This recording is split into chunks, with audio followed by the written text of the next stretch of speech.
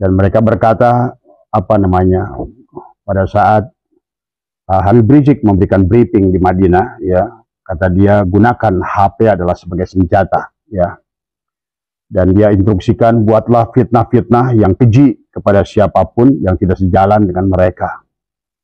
Ya, kemudian kalau ada kebaikan dari mereka, ya, dari kaum fundamentalis, jangan diberitakan. Tapi kalau ada keburukan dari mereka, buat.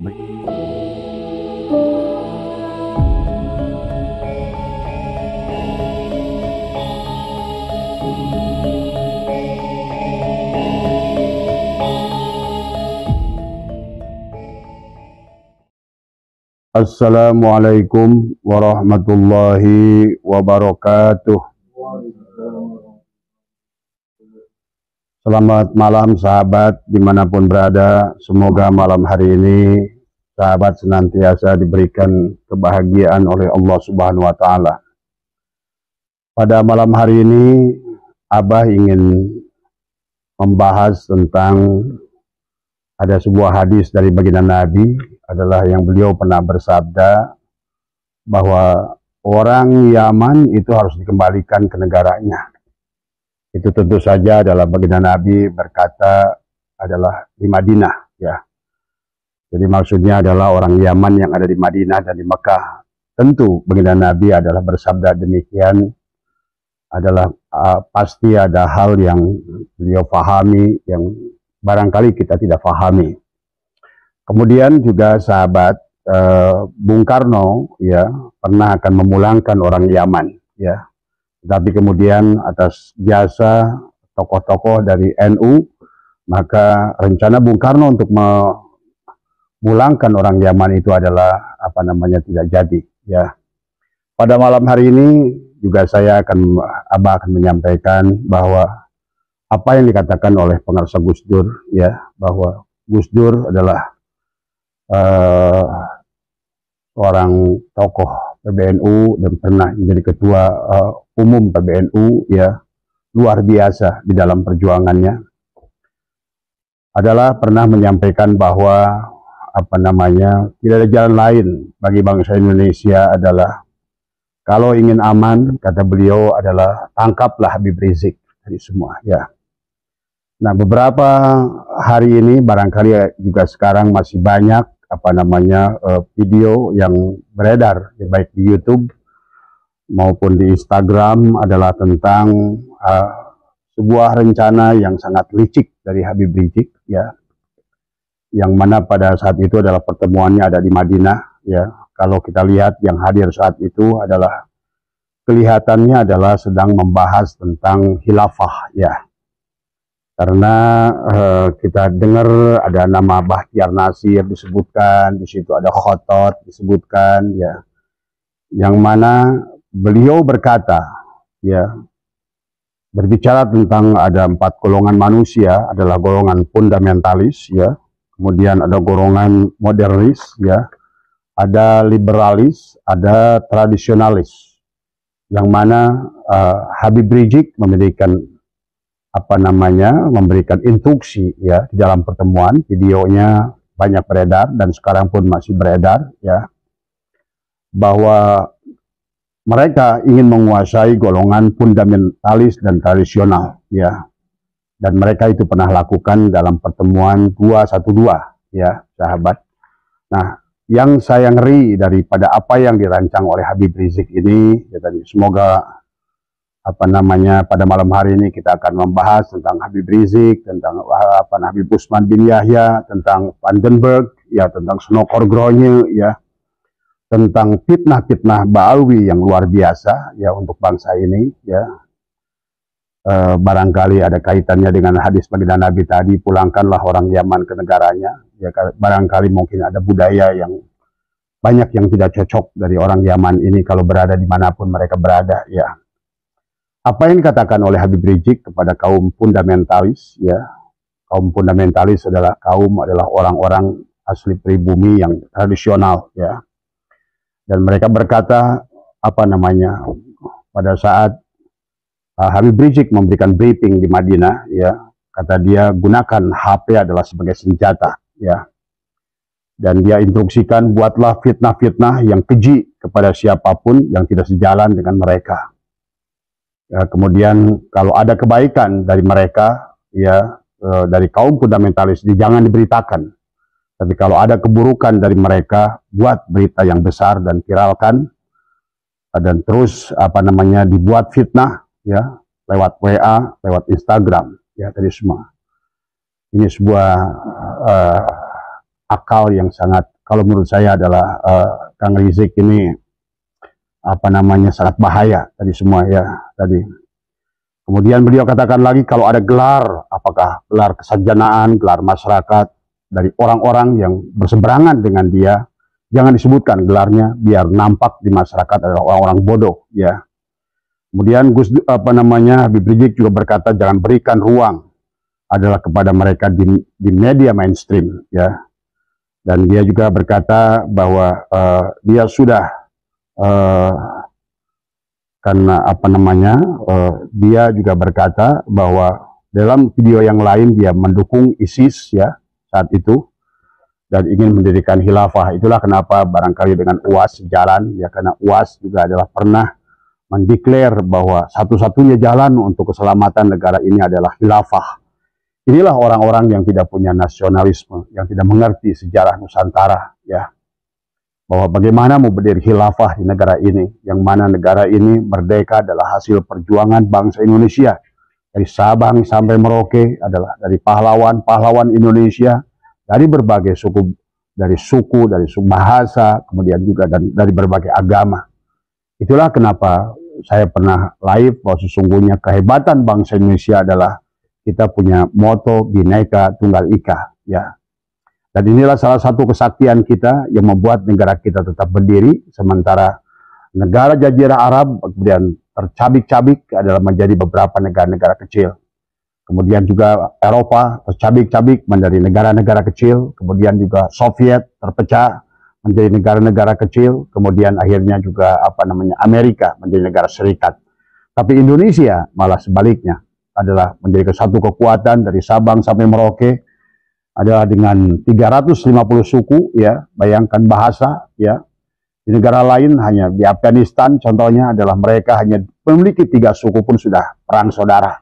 Di Yaman sampai hari ini hanya beberapa suku adalah perang saudara. Inilah dahsyatnya Indonesia yang saya bilang tadi, ya. Kemudian juga jauhkan, kata Habib Rizik, adalah tokoh-tokoh fundamentalis itu adalah dari masyarakat, ya. Kalau bisa dirangkul, ya, kalau bisa rangkul, kalau tidak pukul, kata dia tadi semua, ya. Kemudian pilihlah tokoh-tokoh itu, kemudian kata dia, kalau bisa dipeluk-peluk, ya, kalau enggak ada kembali dipukul, kata dia tadi semua, ya. Nah, sementara Habib Rizik melihat kaum modernis adalah sedikit lebih aman, karena dia bilang kalau orang modern itu mau kayak apapun, orang mau bikin khilafah, kalaupun kayak apapun mereka dengan FPI-nya mau ngacak-ngacak, orang modern dia tidak terlalu peduli, di semua. Maka oleh karena itulah instruksi Habib Rizik adalah bagaimana dengan FPI-nya, dengan HTI saat itu adalah didukung oleh ulama-ulama yang pro khilafah, ya, kayak UAS, ya. Yang mereka ada mungkin termasuk siapalah, ya, yang inilah saya khawatir kalau orang-orang kuliah di luar negeri ini tidak paham dengan Nusantara, ya, sahabat, ya. Nah, ini yang harus dipahami. Kemudian yang terjadi adalah mereka membentuk cyber muslim, ya, sampai ada 2 juta yang tokohnya waktu itu ditangkap adalah Habib yang bergerak Al-Habsyi, ya, yang bermarkas di Tebet. Itulah kelompok-kelompok yang menggunakan HP membuat fitnah-fitnah tadi sesuai dengan instruksi adalah Habib Rizik dari semua, ya. Nah, inilah maka juga sahabat, termasuk kasus Kerawang kemarin. 1 hari sebelum kasus penyerangan di Kerawang, Habib Rizik adalah berpidato, ya. Yang mana di dalam pidatonya itu selalu, ya, sebagaimana dulu Habib Utsman bin Yahya menuduh Al-Irsyad, ya, adalah selalu kalau menuduh itu adalah Khawarij, adalah PKI, adalah Wahabi, ya. Jadi modenya hampir sama, metodologinya adalah selalu hampir sama, ya. Maka saya mengajak kepada semuanya, juga termasuk kepada kaum Ba'awi juga, coba pelajari sejarah juga, supaya kalian tahu siapa diri kalian itu, ya. Maka saya juga mengajak kepada bangsa ini, pada siapapun kita dimanapun, marilah kita bangkitkan. Dan mereka selalu berkata tentang apapun kepada siapapun, termasuk Habib Rizik kemarin, hati-hati ada PKI tadi semua. Hati-hati ada PKI. Jadi selalu maka dia berkata asah badik, asah golok, asah parang, dan siapkan senjata kalian di rumah dan tunggulah perintah untuk jihad. Ini adalah sebetulnya kalau ini sudah ancaman ya. Seharusnya kepada Kapolri, kepada pemerintah, jangan biarkan. Dan inilah juga yang pernah dikatakan oleh Gus Dur, maka tidak ada jalan lain, tangkap orang ini satu ini. Karena inilah biang daripada segala biang kerok, kerusakan, kerusuhan di Indonesia tadi semua ya. Dan yang selalu dikatakan adalah menuduh PKI, padahal kita sudah lihat dalam sejarah kelam bangsa Indonesia, PKI yang pernah terjadi tahun 1963-66 adalah semua yang jadi PKI itu Ba'alwi ya tadi semua. Habib Sukardi di Jawa Timur adalah Habib Muso di Jawa Tengah, Habib Aidit di Jawa Barat, kemudian Habib Barokbah di Kalimantan. Jadi sesungguhnya yang berteriak PKI itu adalah kebanyakan PKI tadi semua. Menuduh tokoh-tokoh NU adalah sebagai PKI.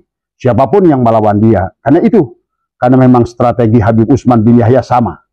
Jadi kelihatannya memang Ba'alwi ini sudah punya metodologi, ya, sudah punya strategi, yang sudah punya rancangan. Yang mana rancangan itu sebetulnya sudah ada dibicarakan dengan Sonokorgroyo dan Vandenberg. Ini yang harus dipahami ya sahabatnya. Kemudian mari kita sedikit ya sahabat, jadi kita harus mulai belajar sejarah sekarang ya. Kalau kemarin saya bicara sedikit tentang nasab, hari ini saya akan bicara tentang sejarah ya. Karena sejarah ini adalah kebanggaan bangsa. Karena dua hal yang saya bilang tadi yang dirampok oleh Ba'alwi ini adalah yang pertama adalah mereka adalah menjajah, adalah secara menganggap mereka adalah bangsa kelas 1, kemudian menjajah secara agama, tadi semua membuat doktrin-doktrin palsu, tapi yang paling menyedihkan, tadi semua saya mengajak, ayo bangsa Indonesia, sadarlah, bangkitlah, kita merdekakan diri kita dari siapapun, dari penjajahan bangsa manapun, ya.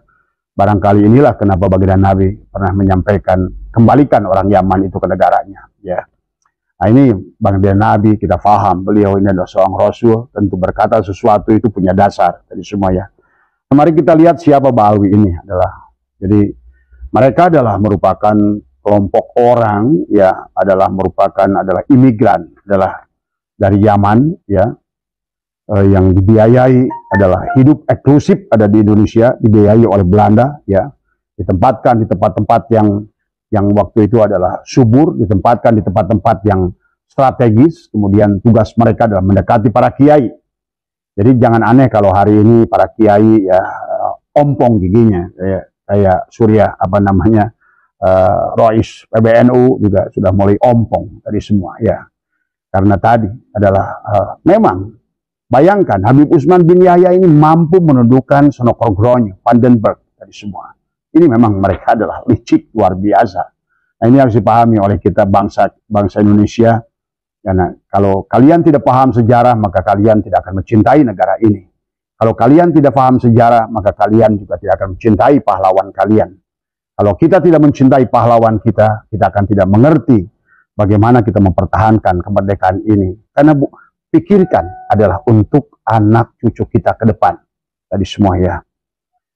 Kemudian yang harus dipahami adalah kita dengan tokoh yang luar biasa tentang Utsman bin Yahya ini, ya, yang dianggap adalah yang sangat begitu banyak berperan dan dia menjadi mufti Batavia. Ya, nanti kita akan ceritakan. Maka atas usaha Sonokorgroyo, ya, setelah melakukan penelitian, maka Sonokorgroyo adalah seorang Belanda, ya, yang kemudian dia sudah masuk Islam, ya. Setelah itu dia melakukan penelitian dan dia mendapatkan penelitian dari Vandenberg, ya. Vandenberg ini seorang peneliti. Dia paham betul tentang budaya orang Indonesia dan Muslim Indonesia. Maka setelah penelitian Vandenberg itu adalah mereka mengambil kesimpulan adalah bahwa tiada jalan lain adalah bagaimana menggunakan saat itu ya tokoh sentral yaitu namanya Utsman bin Yahya untuk membuat sebuah fatwa, dan disitulah yang kita kenal ya dengan kitab adalah Manhajul Istiqomah, ya, bahkan Saya pun punya kitabnya, ya. Nanti kita akan baca, ya, kitab Manhajul Istiqomah. Jadi sebetulnya Habib Utsman ini lahirnya di Pekojan, tadi semua. Dia sudah lahir di Indonesia, Habib Utsman ini. Tetapi inilah kembali bahwa kenapa dia berpihak pada Belanda, bahkan dia luar biasa mati-matian membela Belanda. Kemudian bahkan pada saat Belanda pun sudah pergi dari sini, walaupun sempat Ba'alwi ini adalah kelimpungan, maka dia bersandar pada Jepang, ya. Bahkan Habib Utsman bin Yahya ini sampai untuk menghormat matahari pun mau. Kan inilah tadi dengan gulden yang sedikit, orang ini dia siap rela melakukan apapun untuk Belanda tadi semua, ya. Maka oleh karena itu pahami, ya, dalam kitab Manhajul Istiqomah adalah Fiddini wal Salamah ini adalah dijelaskan. Yang mana di dalam kitab itu adalah nanti terutama adalah di halaman 21 ya sampai 24 di kitab itu saya tadi barusan baca ya sebelum maghrib ya. Dijelaskan tentang 22 fatwa ya yang dicetuskan oleh Habib Utsman bin Yahya, yang mana dalam fatwa itu adalah bahwa perjuangan orang pribumi untuk memerdekakan dirinya adalah gurur. Maka para pejuang saat itu adalah dianggap penjahat oleh Habib Utsman bin Yahya tadi semua ya. Maka dianggap sebagai perjuangan mereka adalah tipu daya setan, jihad orang-orang adalah yang salah, adalah bid'ah yang yang dolalah tadi semua karena melawan pemerintahan yang resmi Hindia Belanda ya. Tapi dia lupa bahwa sesungguhnya orang-orang yang berjuang untuk negaranya itu adalah orang-orang yang sesungguhnya adalah ingin memerdekakan, bukankah diperintahkan tadi semua ya. Kemudian yang kedua juga Habib Utsman bin Yahya adalah menyalahkan penganut Thariqah ya, Sajiliyah, adalah Qadiriyah saat itu, Naksabandiyah, Qadiriyah wa Naksabandiyah ya, Khalidiyah, dan semua Thariqat itu dianggap adalah juga gurur oleh Habib Utsman. Thariqat itu adalah dianggap sebagai sesat. Tadi itulah kenapa Belanda saat itu pernah membekukan seolah Thariqat dianggap sebagai aliran sesat, yang satu-satunya Thariqat yang boleh hanya Thariqat Alawiyah. Itulah yang dipegang oleh Habib Utsman bin Yahya. Inilah kong kali kong kerjasama antara Belanda dan feudalisme yang saat itu adalah dari Habib Utsman bin Yahya. Dan luar biasa Habib Utsman bin Yahya ini sahabat didukung oleh Belanda dengan segala apapun yang keinginannya adalah diikuti ya. Nah kemudian ini yang sangat sedih kepada kita adalah penganut Thariqah. Maka alhamdulillah sekarang Thariqah sudah mulai bangkit kembali, karena sejak lama bahwa fitnah-fitnah kepada tokoh-tokoh Thariqah Indonesia adalah luar biasa yang dicetuskan oleh Habib Utsman bin Yahya. Selain dianggap gurur, maka perbuatan mursyid-mursyid Thariqah itu adalah sesat. Perbuatan mursyid-mursyid yang berjuang untuk tanah airnya adalah dianggap jihad yang adalah merupakan yang gurur. Jihad adalah daripada perbuatan orang-orang yang terkutuk tadi semua ya. Termasuk adalah perlawanan Pangeran Penogoro, kemudian Imam Bonjol, Teguh Umar, Pangeran Hasanuddin, Patimura, Sultan Agung. Ini dianggap oleh perjuangan mereka oleh Habib Utsman itu adalah dianggap gurur. Mereka dianggap penjahat, mereka dianggap ekstremis, mereka dianggap teroris tadi semua ya. Kemudian nah itulah saat itu karena kedekatan Senok Horgronya dengan Habib Utsman. Setelah munculnya, nah inilah sebetulnya kitab inilah. Maka kalau Anda ingin beli bisa beli di Shopee. Ya, kitabnya adalah yang terkenal adalah Manhajul Istiqomah Fiddini wal Salamah, adalah yang kitabnya berwarna merah tadi semua, dan Anda baca nanti di halaman 21 sampai 24 ya. Di situ dijelaskan tentang fatwa adalah Habib Utsman bin Yahya adalah yang menyebutkan bahwa perjuangan para pahlawan yang kita sebut sekarang pahlawan itu oleh Habib Utsman dianggap penjahat waktu itu tadi semua ya. Jadi banyaknya pejuang Indonesia dari kalangan ulama ya yang menjadikan Habib Utsman dengan kitab itu ya, maka terjadilah pengharaman daripada jihad. Jihad adalah dianggap sebagai perbuatan yang haram karena dianggap sebagai melawan pemerintahan yang sah. Inilah sahabat, inilah juga Rumail Abbas pernah menceritakan masalah ini. Tidak salah katanya Habib Utsman bin Yahya, karena dia memang saat itu negara yang ada adalah Hindia Belanda. Iya, Hindia Belanda datang ke sini kan menjajah tadi semua. Jadi kalau menurut saya Rumi Al-Abbas kurang cerdas memahaminya. Dan Rumi Al-Abbas membenarkan apa yang dilakukan oleh Utsman bin Yahya. Tetap ya, pada saat saya pergi ke Belanda ya, di Belanda itu orang kayak Westerling itu dianggap pahlawan. Di Penogoro itu adalah penjahat. Jadi kalau istilah penjahat dan pahlawan tergantung kita berdiri di mana tadi semua. Pahlawan bagi bangsa Indonesia adalah penjahat bagi Hindia Belanda dan sebaliknya ya tadi semua. Maka kalau menurut saya ada pembelaan Gus Rumail ini adalah sangat ngaco tadi semua ya. Nah inilah yang kena tadi. Jadi dianggap bahwa fatwa Utsman bin Yahya ini dianggap fatwa yang benar karena dianggap bahwa dia adalah merupakan seolah-olah adalah karyawan, seolah-olah pekerja daripada kerajaan Hindia Belanda saat itu ya. Dan di kitab itu juga diceritakan tentang rukun jihad tadi semua. Jadi kalau menurut Habib Utsman bahwa rukun jihad yang dijelaskan di situ bahwa kenapa Habib Utsman menganggap bahwa perjuangan daripada Pangeran Diponegoro, Imam Bonjol, Hasanuddin, Sultan Agung adalah sebagai dianggap burur, bahkan mereka dianggap ekstremis, adalah penjahat karena kata dia tidak masuk di dalam rukun jihad tadi semua ya. Inilah salah pandang. Berarti kalau begitu Habib Utsman bin Yahya itu memandang dirinya sebagai orang Belanda. Ya jelas. Kalau Habib Utsman memandang dirinya sebagai adalah antek Belanda, maka tentu adalah Pangeran Diponegoro adalah penjahat tadi semua. Tapi maaf, kami saat ini, kalaupun saya ada saat itu bersama dengan Diponegoro, justru Habib Utsman bin Yahya lah penjahat tadi semua. Jadi penjahat dan pahlawan tergantung kita berada di pihak mana. Kalau Habib Utsman menganggap Pangeran Diponegoro adalah penjahat, berarti kami dari bangsa Indonesia akan memandang Habib Utsman lah yang penjahat tadi semua ya. Nah akibat tadi ya sahabat ya, nah itulah Snokorgronyo menggunakan fatwa Habib Utsman ini ada dua kejadian luar biasa. Di antaranya adalah geger Cilegon ya 1888, ribuan petani yang mati, ratusan ulama dibunuh, dikejar-kejar kayak tikus got mereka itu semua. Itu adalah dilakukan oleh Belanda atas instruksi Snokorgronyo karena dari fatwa dari kitab Manhajul Istiqomah ini dari Habib Utsman bin Yahya. Jadi seolah-olah kitab Manhajul Istiqomah ini adalah merupakan fatwa untuk menghabisi ulama saat itu ya. Kemudian juga terjadi adalah di Bekasi, di Tambun. Adalah tahun 1869 dengan geger Tambun ya, juga kasus yang sama terjadi pembunuhan para ulama dari semua. Itu juga terjadi karena instruksi dari fatwa yang ditulis dalam kitab Manhajul Istiqomahnya adalah Habib Utsman bin Yahya. Maka supaya tidak fitnah sahabat ya, beli kitabnya. Dari semua nanti buka halaman 21 sampai 24 dijelaskan begitu rinci di situ bagaimana jahatnya Habib Utsman bin Yahya dari semua ya.